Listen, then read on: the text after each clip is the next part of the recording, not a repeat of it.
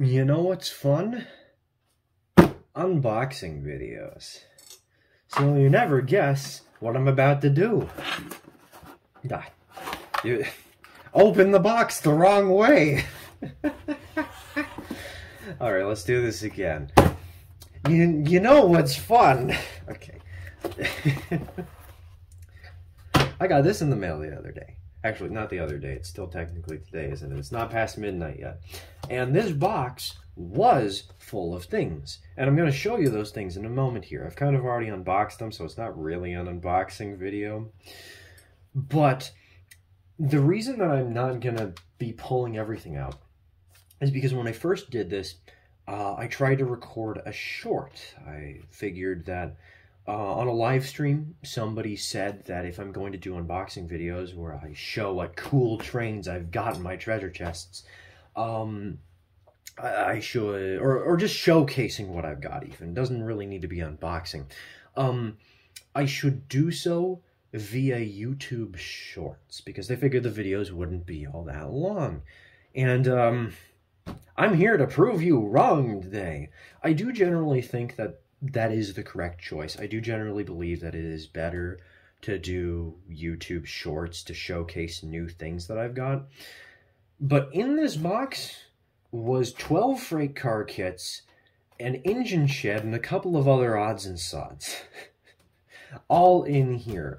And what I found was, because there was so much stuff that I wanted to talk about, I really didn't have time to do justice to any of them and make a single short. And I guess I could try and milk out the content and make one short for every single kit, which, you know what, that's not a bad idea. I probably should do that. But I figured it's going to take a while to do, and right now I kind of just want to do one long-form, more sort of quote-unquote intimate video where I show off everything that I've purchased and get to talk a little bit more about why I bought them. So, why don't we get straight into it, eh? There's kit number 1. Also, number 2. Well, actually, numbers 1 through 6, because technically each one of these bags is 3 kits of the same kind. Now, what I have here are some flat car chassis. And the reason I've purchased them is because of this gondola. In case you haven't seen it, I don't know, we had a huge influx of members in this last week from watching YouTube Shorts. That's the reason I want to do YouTube Shorts. They're a great way to grow your channel by getting people to have a sort of bite-sized preview of what you do. But in a longer form video that was around 8 minutes long, I built this. And I don't mean I built this as in this was a kit. I mean I custom built this from scratch. These are all custom pieces of wood, custom cut lengths. Every single piece here, except for the handbrake and maybe the lettering, everything is a piece of wood that I cut to size so that it would fit on this 24-foot Bachmann frame. And it's around a 25-foot car, so it's like around 6 inches. And I learned something through Willamette Import Caroni number 190 right here. I love building scratch-built cars. So much so that I told my dad, hey, can you pick up a few strips of wood at the store for me? I want to do more. Well, he picked up a few strips of wood at the store for me. These are all about 3 feet long. There's around 6 of them here. This one's broken short. We do have the piece. It broke off earlier today when I was recording, actually, in a previous attempt of this video. But the problem is, what's the point of having all those wooden strips if you don't have the frame to build it on? Because you need something to build on, right? I mean, you could build a car and try and make it so you just add screws and screw on the trucks and whatnot. But I figured it would be a lot easier on me and a lot more fun for me if I had a car frame to build on top of. And so I started looking for the Bachmann car frames, these standard 24-footers, and I actually found some during a live stream. I didn't tell anybody during the live stream because during the time that I was in the back of my head, considering whether or not I should buy it, and also whether or not I should reveal that I was scouring the internet for trains while also talking with chat, yeah, the person who was selling it, they sold. Somebody bought them. I guess I'm not the only one looking for these car frames for whatever reason. So I continued looking around, and I found 3 options.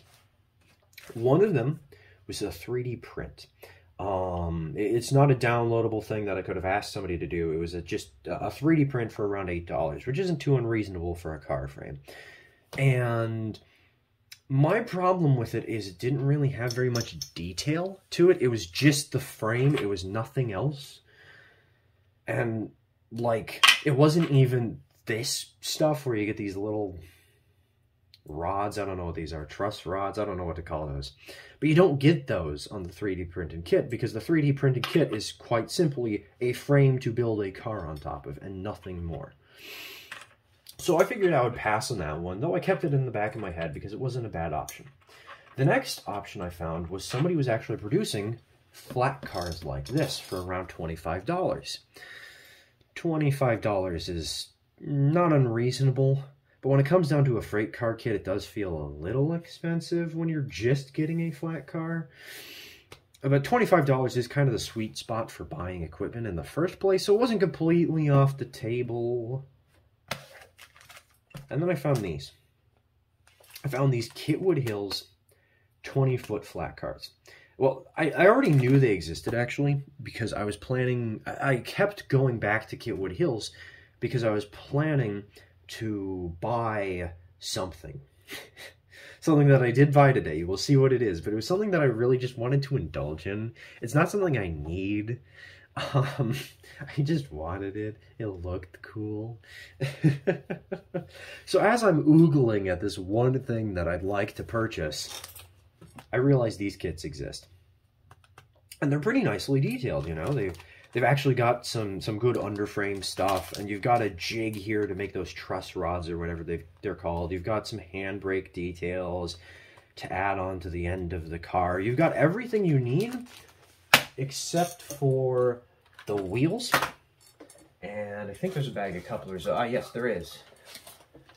And the couplers. These are the only 2 things that you need to buy separately. And admittedly, that can add up pretty quickly, as this is $11 and this is $6. That's another $17 per car. Well, okay, really, this is a pair of 2, so it's actually more like $14 per car extra. But $14 a car extra is still the cheapest that I'd found for a level of detail like this, because this pack of 3, 24 pounds. Now, I don't know how much that is in US dollars. I think it's close to like $9, I want to say. Maybe 9.5. But even then, it's not so bad. I think it winds up being like, I don't know, you know, maybe I should have looked this up before I started recording, so I know whether I'm getting an excellent deal or just an okay deal. But whatever the case, these are nice cars. They look pretty good. They look pretty simple. They look effective. And they are a little small. They're 20-footers. And again, this is 25 or 26 feet. So the 20-footer here is actually just as long as this little compartment is, funnily enough. So these cars are a little small if I want to build custom cars for my own model railroad. But these things are blank canvases where I can build anything I want on top of it. And I'm thinking maybe I'll make a bulkhead flat. Maybe I'll make a stake flat. Maybe I'll make a regular flat car with like some log bunks on it or something. Maybe I'll do maintenance away. Maybe I'll do another low side gondola or a high side gondola. Who knows? But I now have 6 of these things to be creative with. And maybe I can use them on the Lamb and Port Carney. Maybe I can build them up and make them look good. Maybe I can sell them on eBay and have these custom cars and start a business of selling these custom painted items. And maybe bulkhead flats are popular because I haven't found any. So maybe I can cut off a corner of the market by starting to build these custom cars of a certain kind of car that might be in demand that nobody's made before. Whatever the case, these are going to be fun to build with. And they'll either go on the Willamette and Port Carney, or I'll sell them. We'll see. The next weird, I think this is the weirdest thing I have to share with you today, is produce crates. There's a pack of 24 of them. They're just vegetable crates that you just sort of bend into shape and glue, and that's it. I don't really have much else to say other than these are going to be some nice decorative items for the railroad, because you can put these on team tracks somewhere and maybe fill them a little bit with something, some vegetables of some kind. Speaking of team tracks, I got a pack of 3 loading docks. How can I get this in a way that the light doesn't glare? There are 3 kits for loading docks in here of slightly varying sizes and lengths and whatnot. And this is perfect for the Willamette and Port Carney because I need at least 2. Because I want 1 for the team track at Ruston, and I want 1 for the team track at Mysop. And since there's 3 here, I get a nice variety. I get some nice selection, and we'll be able to choose whichever loading dock is best for each and every town. Excuse me. But the 3rd loading dock I also have plans for, which, in order to talk about those plans, I need to talk about the other cars that I got. Because you'll never guess what I got. Flat cars, baby! Everybody's favorite! More! So, I picked up another set of flat cars. This is a 3rd set, and these are 18-footers. They're smaller than the 20-footers by about 2 feet. And the reason I picked these up is because they match the length of the other 18-foot cars that I already have. And the reason I've slowly been collecting 18-footers is our good old 5,000 subscriber special locomotive, Snickerdoodle. Snickerdoodle here is a Bachmann trench engine, which is not exactly the most popular locomotive in ON30. It's pretty recent, relatively recent in the grand scheme of things. It's a very good locomotive, though you do need to repaint it because it's got U.S. Army paint job, paint colors. And so I bought this engine in part because I wanted to test something that not many people had tested before. Somebody had tested it, but only one person, and they hadn't really tested it to the extent that I wanted to see. And in case you haven't seen it already, I tested the minimum radius that this thing can handle while pulling freight cars from both ends. And I found that it can handle 9-inch radius curves, which is absurd. Because in ON30, you usually have 18 as the minimum. That's what most of what Bachmann sells is recommended to run at. 18 inches. That's twice as much as this thing can handle, because this thing can do 9, which is absurd to me. But it also means that I could build a micro layout. I could build a model railroad in 2x4 feet with Snickerdoodle running at the helm. And I think that would be a really fun project, and I'd like to do that eventually. Not soon, not now, but I figured if I'm going to be ordering from internationally, I should get the most out of the international shipping.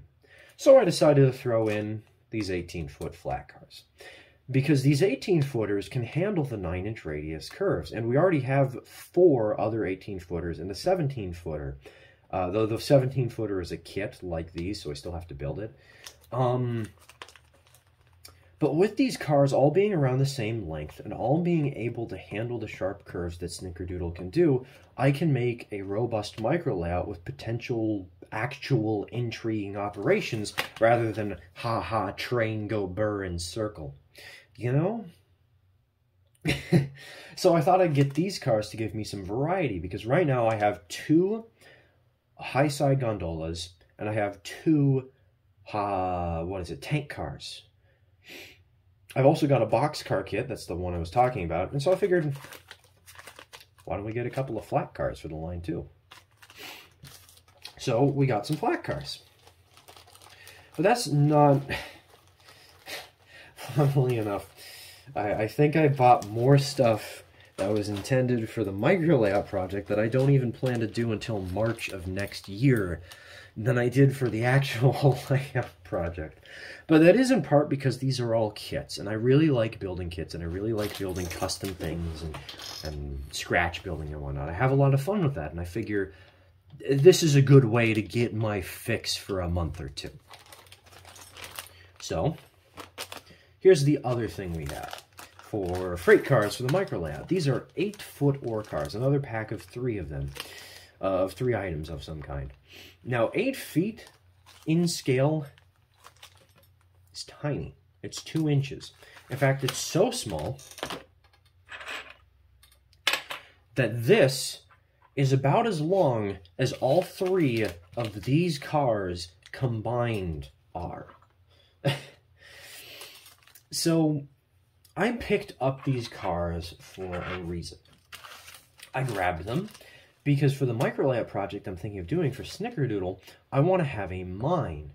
And while I do already have the high side gondolas that I can use for transporting ore, these achieve something slightly different visually. One, visual variety. It allows me to have more car types for transporting this ore or whatever is coming out of this mine by having these smaller gondolas to shuffle things back and forth. But 2, because they are so small, you can fit 3 in a row in the same amount of space that would be for this, right? Let me grab one of the 18-footers real quick. Well, an 18-footer is about this long. Now, while this does mean that you'll be taking up more space with 3 of those hoppers, or 3 of these little ore jimmies, than with 1 of those 18-foot high-side gondolas, because you're fitting 3 cars in this space, you're getting an artificially inflated car count for your train.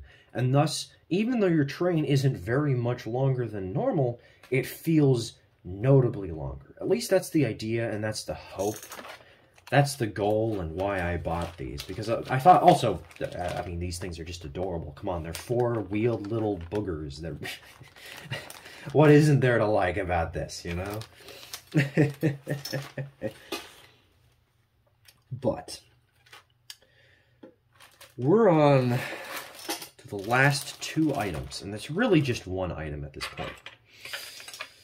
Because the first item is the one that's important, and the second one is just a sort of add-on for it.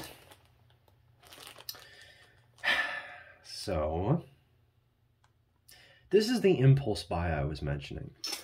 The thing that I was fantasizing about that I really didn't need, but I really wanted anyways, and I kept looking at and decided to buy. It's huge! So this is an engine shed. I mentioned it earlier. It's 6 3/4 inches long, supposedly. I don't know if it's exactly that long, but it is a kit that you can build up for a pretty small engine shed. After all, if we were to, say, put Snickerdoodle, this is the floor of the kit here. There's supposed to be 2 tracks that run through the middle of this, or 2 rails. If we were to put Snickerdoodle in the middle of this, Snickerdoodle is the 2nd smallest locomotive I have, and yet it feels like she's fitting this thing from end to end. There's a little bit of wiggle room, but it's not a ton. This space was designed for small engines. It still feels really huge to me, though, because, you know, I used to do N-scale modeling. I still kind of do, but this is one of the biggest engines I have. Here's another one of the biggest locos I have. And despite the fact that these are the biggest N-scale engines I have, they're still shorter than the engine shed for the smallest engines that I own. It's ridiculous. It feels huge. I know it's not huge, but because, again, look at this. It's not that big, and yet it still feels massive to me, considering that I'm jumping from ON30, or from N-scale, all the way up to ON30. I could have bought a different kit from a more local location, rather than one that was international, rather than one that was over in the United Kingdom. But the reason I liked this kit in particular is because it has something that a lot of other engine shed kits don't. It has a small shack that is supposed to lean on the outside of this one. That's supposed to be like a yard office or something. Just a little space to organize papers, a little space to sit down and relax after running the engine after a hard day of work. That's something that surprisingly a lot of retailers that I've looked at that sell engine sheds designed for this sort of size just don't happen to have, for whatever reason. And this thing, despite having one, was around the same price as most of the engine sheds I found, if not cheaper, which is kind of sad. Kitwood Hills has some of the best engine houses out there based on what I've seen. Oh, but there is one small problem I've encountered. This piece is broken off. In fact, I think it just fully broke off now. It was only this part that was broken earlier. So I'm going to have to fix that. Either that or ask for a replacement part, though. That just means more international shipping to worry about. I'm sure I can fix it, though. I'm sure I can make it work. Now, the last piece to show you guys really isn't all that exciting, but it is still important to mention. That is a 6-foot lean-to water tank, or water tower. This is supposed to sit leaning against the engine shed.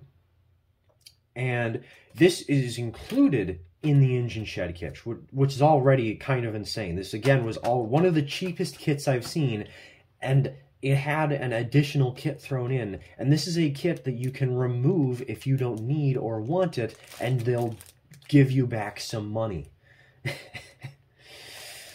So, again, high praise for this company considering their pricing on these kits. But this little water tower is designed to lean against the shed, the engine shed. And the reason I like it is because it allows me to just put a small representation that the engine Snickerdoodle here is actually getting refilled somewhere and somehow.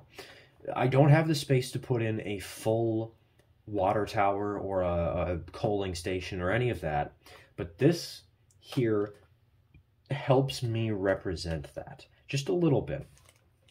But sometimes a little bit is all you need. So those are the projects that I'm going to be doing in the near future, though I might save the engine shed for when I start work on the micro layout project idea. Don't really want to reveal too much about that plan. I think it's very exciting and very fun, but I'd rather reveal it when the time actually comes. So, those are all the kits I got today. Thank you all for watching. I hope you enjoyed. I hope my ramblings for, what is it, 24, 25 minutes have been enjoyable. And I guess I'll see you all in the next one. Cheers, folks.